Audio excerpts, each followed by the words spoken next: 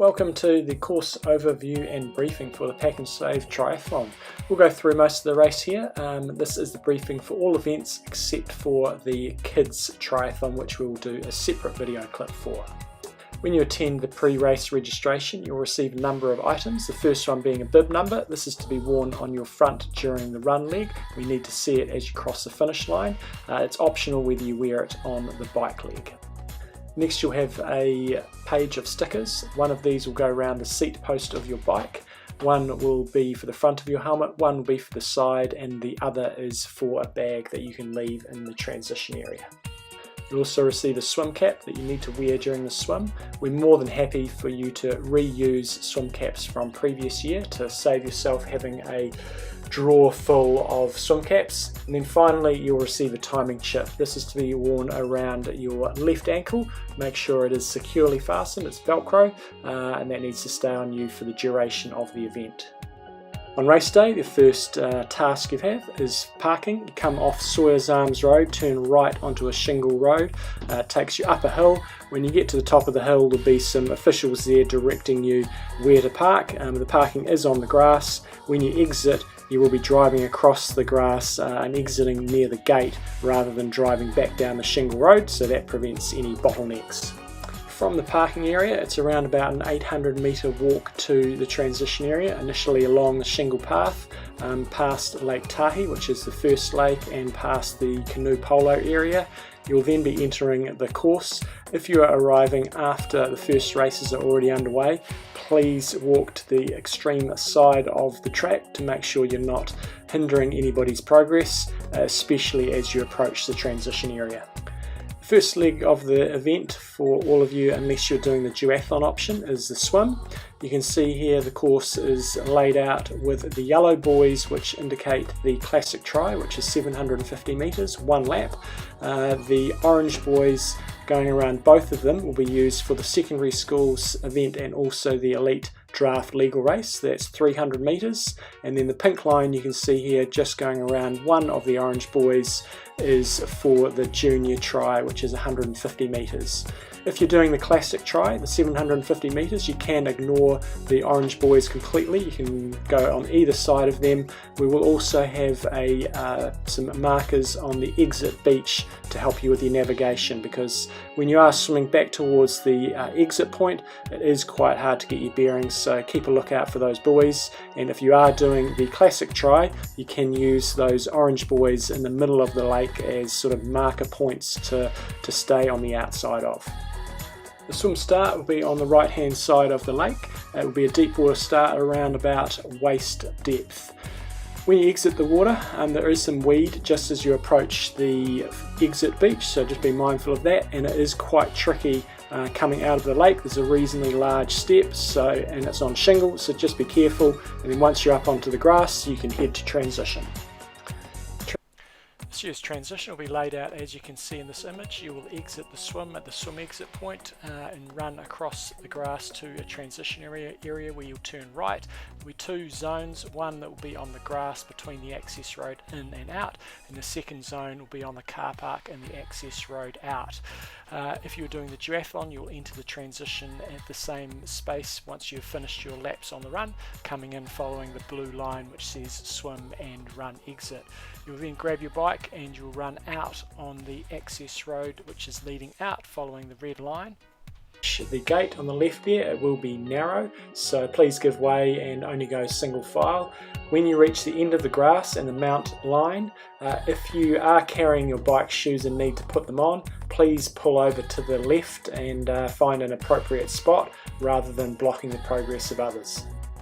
Onto the bike. Once you've passed over the mountain line, you bike up Lakes Way, turn left into Greywacke Road, and then you are on the bike course and you complete the number of laps required for your particular event. You do not come back down Lakes Way each lap to complete a lap. You just carry on Greywacke Road, and when you finish your number of laps, then you will turn left into Lakes Way to complete the bike leg and dismount at the same point that you mounted. If you look at this graphic, starting from point A, you'll come out of Lakes Way and then turn left into Greywacky. The turnaround will be just before the NPD station. You'll then head towards McLean's Island roundabout. Again, the turnaround will be just before the roundabout, and then you finish your lap and either carry on to do more laps or turn left into Lakes Way to complete your bike ride. The number of laps required is really dependent on which event you're doing. The Draft Legal Super Sprint and the Secondary Schools Tri are both 2 laps for around about 10 kilometres, and both of those are draft legal. The Classic Sprint and the Terra Firma Duathlon event are 4 laps for around 20 kilometres, and the Junior Tri and the Tri with duathlon options are also 2 laps for around about 10 kilometres. The exact distance really depends on where you start your bike computer, if it's at transition or if it's out on the course. If you would like to see a complete overview of the bike course, wait till the end of this briefing and we will include a complete video overview of the entire 5 kilometre bike lap. Coming off the bike, you'll have the long run back to transition of around about 150 metres. You'll be following this red line that you can see in this image, so you'll be running around the outside of transition, mostly on the grass. You'll then pull a U-turn to run back into transition, rack your bike, and then you'll be running out at the airport end of the transition where you can see the run exit. You'll run a short distance up there and then you'll almost pull a U-turn to come back on yourself and start your laps around the lake. The transition is set out this way to make sure it is fair for everybody. The final discipline of the race is the run. As we mentioned in the transition segment, you will exit the run running towards the airport end of the reserve. You'll then pull a U-turn to come in back past the transition on the access road. Then you'll be directed to your left to run around the edge of the lake. You'll then run past the finish line, you run past the toilets, past the swim start line and commence your laps. You'll go up the grassy hill on the far side of the lake, down through the middle of the 2 lakes across the causeway, and then when you get to the end you'll need to make a right hand turn onto the small pathway that will take you over a bridge and past the lakes they use for canoe polo. You'll then have a little uphill. When you reach the access road at the top of that little climb, you will make a left hand turn onto the access road. You'll then follow that access road all the way back past transition. You'll then carry on to the finish line, or you'll carry on to complete however many laps you've got for your particular race. For the secondary schools race, you'll be doing 2 laps of the lake for around about 3.8 kilometres. The Classic Sprint Tri and the Terra Firma on your second run, you'll be doing 3 laps, around about 5.7 k's. The Junior Tri and the Junior Duathlon, along with the Tri and Tri Duathlon, just do the 1 lap around the lake. If you're doing the aquabike option, which is the swim and bike only, you'll be starting with the triathletes. You do your swim and your bike.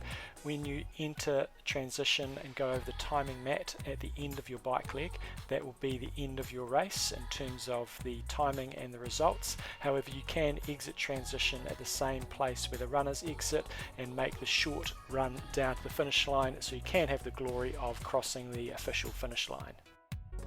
If you're doing the duathlon option, which is called the Terra Firma, you'll be starting your race with 2 laps of the run course before doing exactly the same as the classic triathletes. We like to keep the feel for this event fairly relaxed, however there are some key rules. The first one is there is no drafting on the bike leg, with the exception of the draft legal and secondary schools race. You need to leave a 12 metre gap between yourself and the rider in front, from front wheel to front wheel, which equates to around about a 10 metre gap between bikes.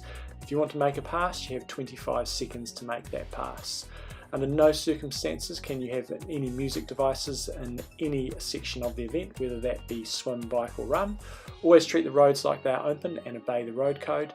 No outside assistance is allowed, and you can find a complete set of all the rules in the event manual. This event is brought to you by the Canterbury Triathlon Club. Please do all that you can to support the club, who really maintain the sport in our region. We couldn't do this event also without our volunteers, so please be a good sport. Say thanks to them when you're out there, be respectful, and when it's your turn, please try to volunteer at 1 event per year. Other than that, we hope you have a great race, keep a smile on the dial and enjoy yourselves. We're now going to show you a full video overview of the bike courses. It is sped up, so hopefully we don't make anybody too ill by watching this sped up version, but it'll give you a nice overview of the entire course for the moment.